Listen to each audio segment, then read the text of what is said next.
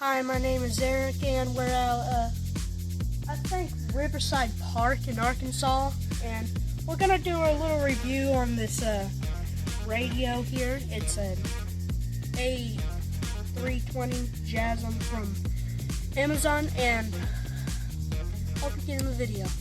This is the model A320, and it's Jasm, and that's what it looks like. Yeah, it's a cool little HF receiver, and we're going to do a review on it, so we're going to let you know what's good about it, what's bad about it. When you turn it on, it sends out Morse code CQ, which is kind of cool, don't you think? Yeah. For some reason, we don't know when you turn it off. That's TR. TR, I believe, is what I have no idea what that's supposed to mean. This is weird. Yeah, we're not really sure what the Morse code when you turn it off now. Tell them what's good about the radio. What's good about the radio is it has good sounds, and I would say phenomenal. I mean, the radio quality is kicking. I mean, it's got some bass, and for a small radio like this to put out the kind of sound it does, I believe it's 5 watts. So a 5-watt radio, that's pretty good for a little receiver like this. And it's got quite a few modes. And the FM is fantastic. It has airband. What else has it got? It got SW. Yeah, and weather band. Yeah, the weather band. So, and it covers a lot of the ham radio bands, but we got MW. Yeah, medium wave, I think. We got SW. Short wave. Air bands. Yep, airplanes. The weather band. Yeah, and the weather band. Show them the weather band, because we don't want to do music because of the copyrights, but show them the weather band. Really good quality signal. Yeah. Turn it up a little bit. 98 degrees. At Mount Ida, skies were mostly sunny. Yeah. Now the quality of our recording's not that great. We're using a phone, but really good sound from this radio.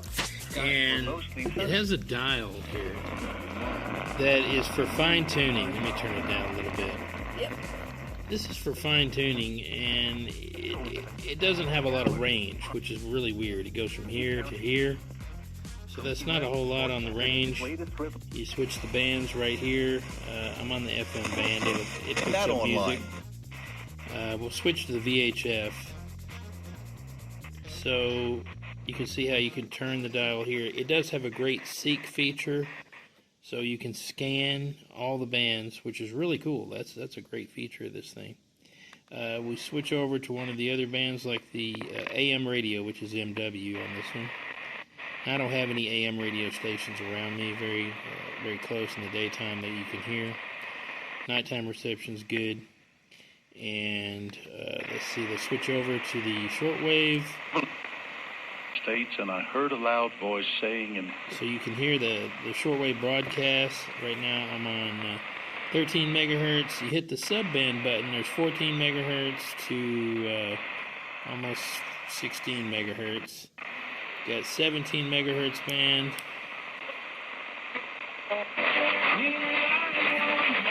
So you can hear some of these foreign stations will come in.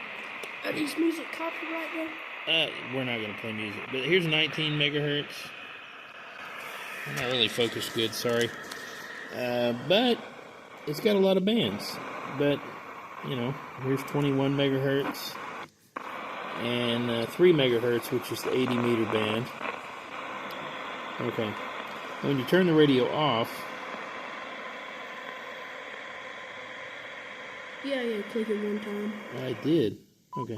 Now that's TR. I guess. I think that's what it's trying to Morse code out.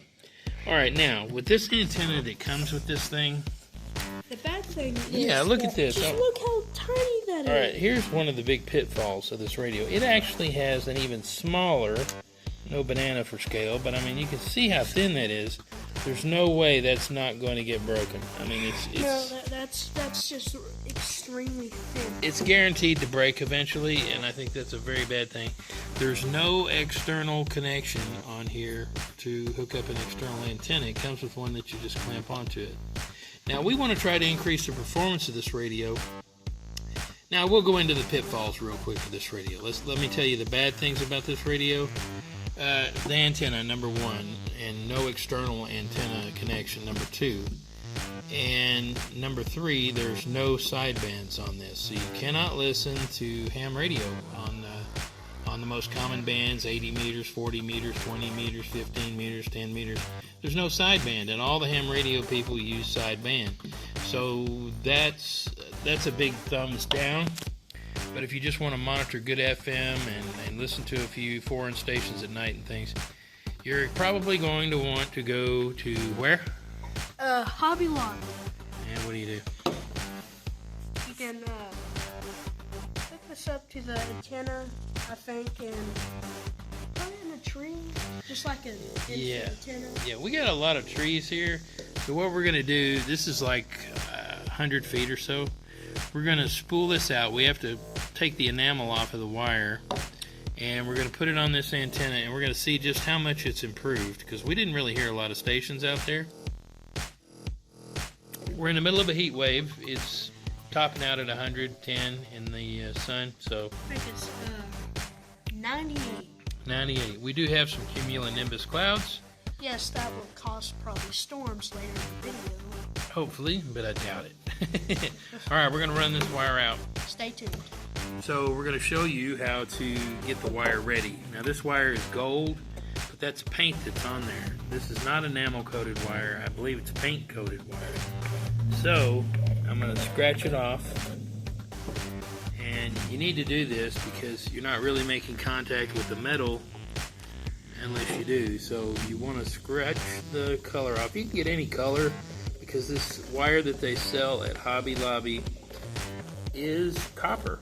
And it's expensive as all get out too, but it's worth it to not have to wait through Amazon and all that, I think.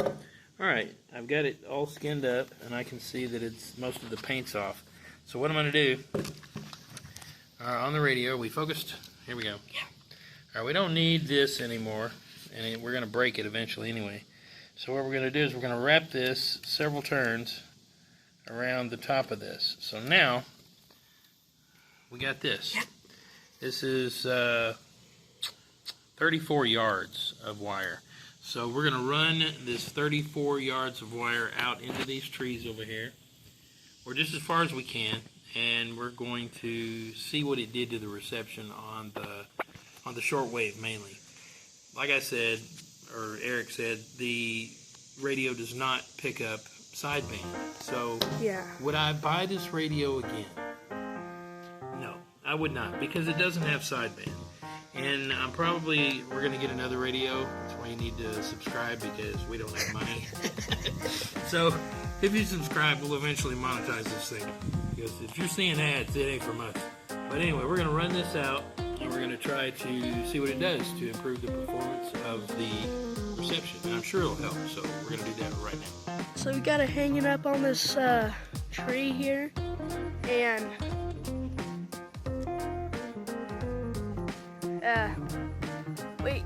we got it off the ground, and we got it on the radio, and I'll show you the radio.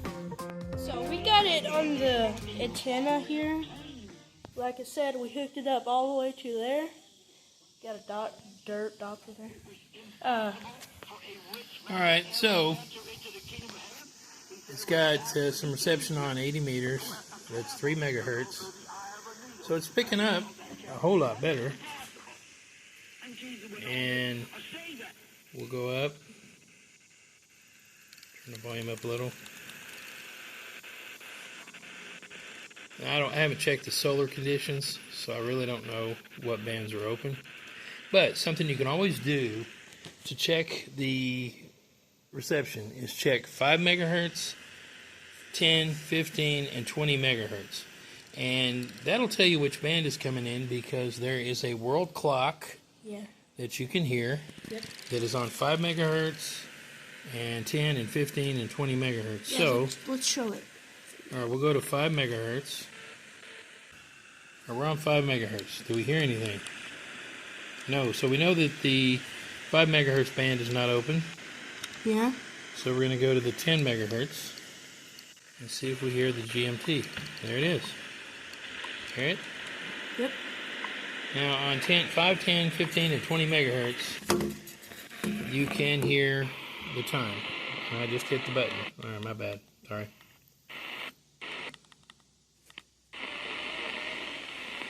Right on 10 megahertz. So Yeah, hear the ticking. That's the time, I think. Yeah, and so when the time changes, here it comes. Hours, 51 minutes, coordinated universal time.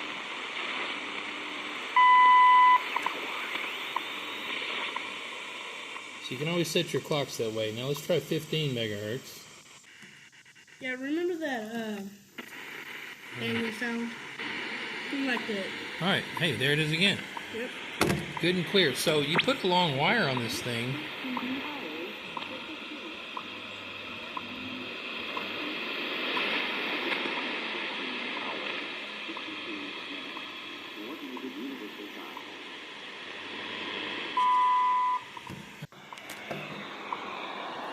Alright, 15 megahertz.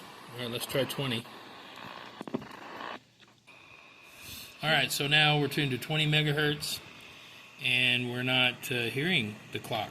So we know 20 megahertz is not open right now. We know 5 megahertz wasn't open. So let's go back to the 10 megahertz band. Yep.